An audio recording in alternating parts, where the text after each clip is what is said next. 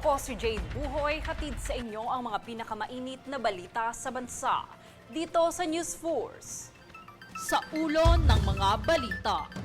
4-day work week at work from home arrangement, kinokonsiderang ipatupad bilang tugon sa taas presyo ng langis. DOE, nagbabalang pananagutin ang hoarders at mananamantala sa presyo ng produktong petrolyo. Korean national arestado sa Batangas bunsod ng fraud.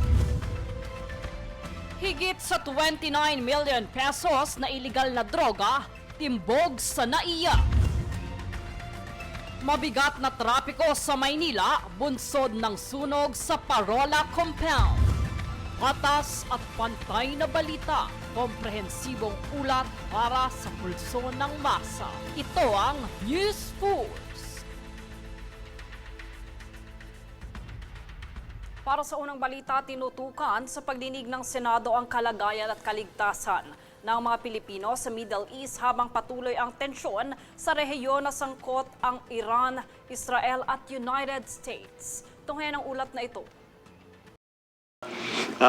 So talagang lumalawak po, di po ba? Dati limited lang po sa GCC countries. Ngayon po, pati mga Lebanon kasama na ho. Pati ngayong Oman, tinamaan din ho yan. Ginagamit po natin yan as safe haven.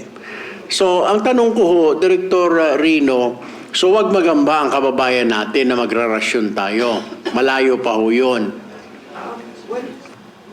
Or pwede mo na sabihin, kung maaari magtipid na po tayo ngayon, kung hindi naman importante ang lakad, wag na muna kayo mamasyal-masyal, wag na muna kayo mag-joyride. Marami tayong kababayan na nagjo-joyride, lalo pat Friday night po ngayon, baka pwede na magtipid-tipid, di po ba?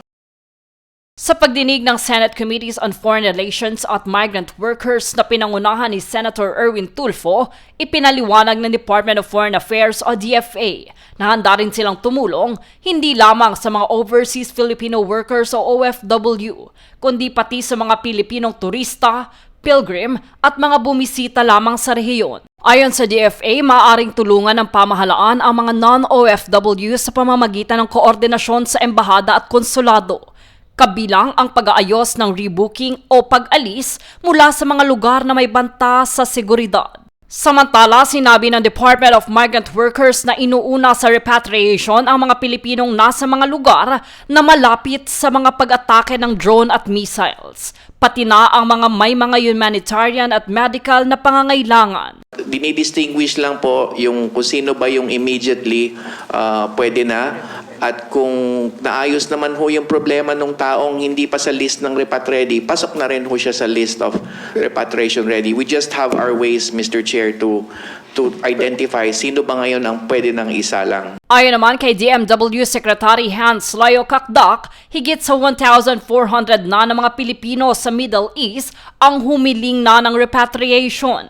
Bilang mahigit 2,000 naman ang natulungan ng pamahalaan mula nang lumala ang tensyon sa rehiyon. Tinalakay rin sa pagdinig ang posibleng karagdagang pondo para sa Repatriation Contingency Fund sakaling tumagal o lumala pa ang krisis. What we're thinking of is really to allow for the use of the contingent fund.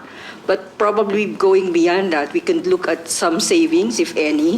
And then, of course, yes, I suppose we would be open for that also, if there's a real need. Ayon sa Department of Finance, posibleng magmula ang pondo sa contingency fund o supplemental budget depende sa magiging rekomendasyon ng Department of Budget and Management. Bukod dito, binanggit din sa pagdinig ang posibleng epekto ng kaguluhan sa presyo ng langis sa bansa, kung saan ayon sa Department of Energy, maaaring umabot sa halos 80 pesos kada litro ang diesel sa susunod na linggo, habang nasa bandang 64 pesos naman kada litro ang gasolina na batay sa kasalukuyang galaw ng presyo sa world market. Inihayag na rin ng DOE na ang pagtaas ng presyo ng langis ay dulot ng paggalaw ng presyo sa pandaigdigang merkado kasunod ng tumitinding tensyon sa Middle East.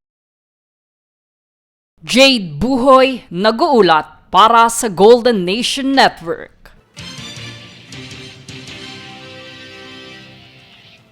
Kaugnay nito, kabilang ang 4 na araw na work week at work from home arrangement sa kinokonsideran ng ipatupad kasunod ng kasalukuyang tensyon sa gitnang silangan kung saan apektado ang presyo ng langis sa bansa.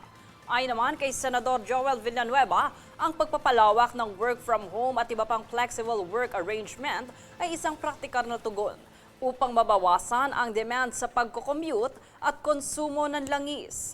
Dagdag pa rito, makakatulong din umano ito na maibsan ang mabigat na daloy ng trapiko at mapababa ang gastusin sa transportasyon ng mga manggagawa. Ayon naman kay Presidential Communication Office Undersecretary Claire Castro, pag-aaralan na ng Malacanang ang mga solusyon at posibleng magkaroon ng pagbabago sakaling lumala pa ang tensyon sa pagitan ng Israel at Iran. Nagbabala naman ang Department of Energy o DOE na pananagutin nito ang mga nananamantala sa bentahan ng produktong petrolyo kasunod ng kasalukuyang irregularidad sa supply bunsod ng sigalot sa Middle East. Nakikipag-ugnayan na ang DOE sa Department of the Interior and Local Government o DILG at Philippine National Police upang maaksyonan ang naiulat na umano'y hoarding at profiteering sa mga bentahan sa Luzon at Mindanao. Sa ilalim ng Republic Act No. 7581 o PRIZE Act at Presidential Decree No. 1865, iligal at may kaakibat na multa at pagpapakulong ang hoarding, overpricing at iba pang manipulasyon sa supply at presyo kabilang ang produktong petrolyo. Dagdag pa ng DOE, hindi nila palalampasin ang anumang pagtatakang pananamantala sa kasalukuyang sitwasyon.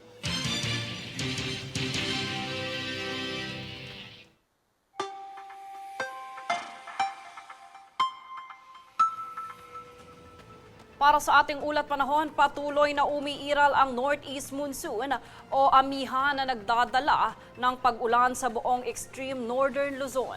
Kasalukuyan ding nararanasan ang easterlies na nagdudulot ng maalinsangang panahon sa natitirang bahagi ng bansa. Samantala, humihina ang hanging amihan at posible itong magtapos sa kalagitnaan ng Marso, kung saan mananaig ang easterlies at mararamdaman ang mainit na panahon sa bansa. Susunod sa News Force. Korean national arestado sa Batangas, bunsod ng fraud.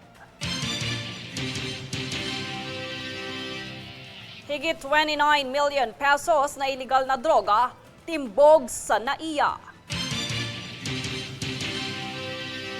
Mabigat na trapiko sa Maynila, bunsod ng sunog sa Parola Compound. Manatiling nakatutok para sa higit pang mga balita sa pagbabalik ng News Force.